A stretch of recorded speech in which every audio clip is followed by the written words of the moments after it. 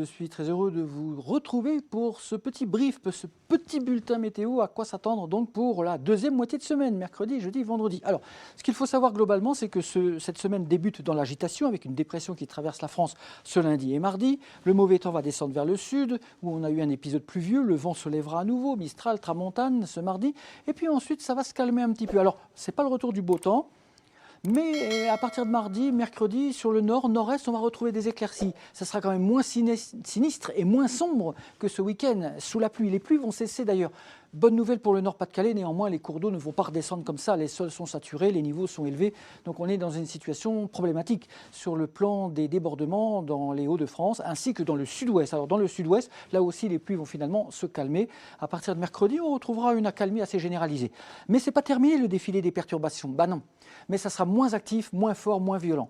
Une nouvelle arrivera dès jeudi et va traverser la France en venant par l'ouest de façon traditionnelle jeudi et vendredi, voilà, d'ouest en est. Ce sera une perturbation océanique mais assez classique avec un ciel gris, des petites pluies, un petit peu de vent modéré mais rien d'excessif. Simplement évidemment maintenant les sols étant saturés et les moindres pluies qui vont tomber dans l'ouest et au nord peuvent être suffisantes pour faire réagir les cours d'eau. En tout cas, ce n'est pas ça qui va entraîner la décrue.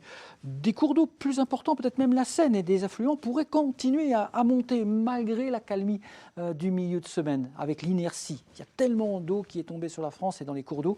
Tout ça, évidemment, ne va pas s'évacuer aussi rapidement, ni dans les sols, ni vers la mer. Donc il faudra quand même surveiller, même si les cumuls de pluie deviendront quand même beaucoup plus faibles à partir du milieu de semaine.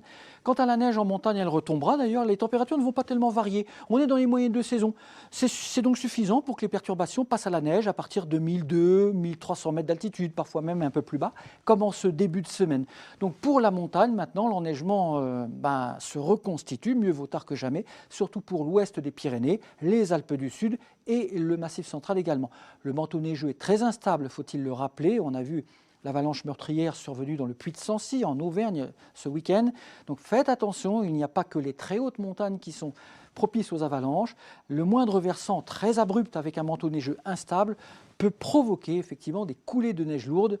Et si vous pratiquez le hors-piste et si vous êtes en mauvaise position, vous avez vu, cela peut aboutir à des drames qui malheureusement se produisent de toute façon chaque hiver. Soyez donc très prudents. À bientôt. Merci.